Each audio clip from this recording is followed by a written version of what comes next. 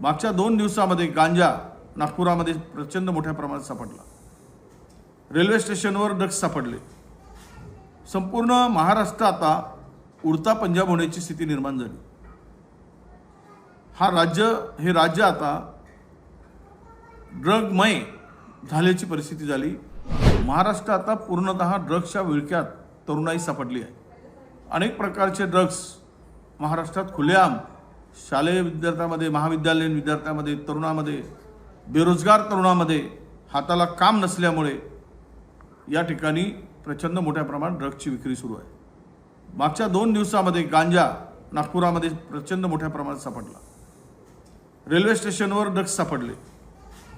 संपूर्ण महाराष्ट्र आता उडता पंजाब होण्याची स्थिती निर्माण झाली।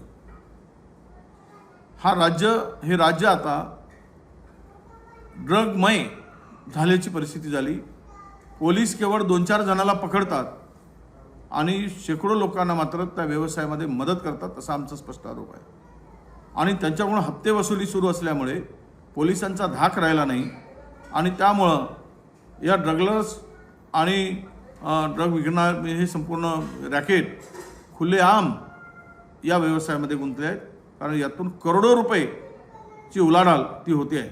आता तर हे प्रकरण गोरेगावामधलं झालं अतिशयोनामुळे।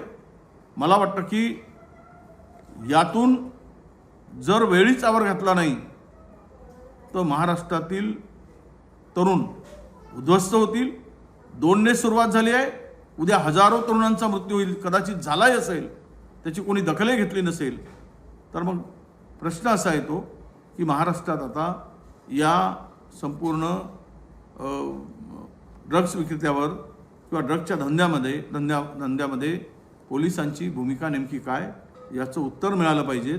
आणि त्याही पलीकडे जाऊन या संपूर्ण हे रॅकेट उद्ध्वस्त होण्यासाठी सरकार काय कारवाई करणार आहे हेही स्पष्ट केलं पाहिजे।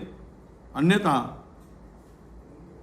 महाराष्ट्र उद्ध्वस्त होतोच आहे, पण तरुणाईसुद्धा उद्ध्वस्त झाल्याशिवाय राहणार नाही अशी परिस्थिती निर्माण झाली आहे।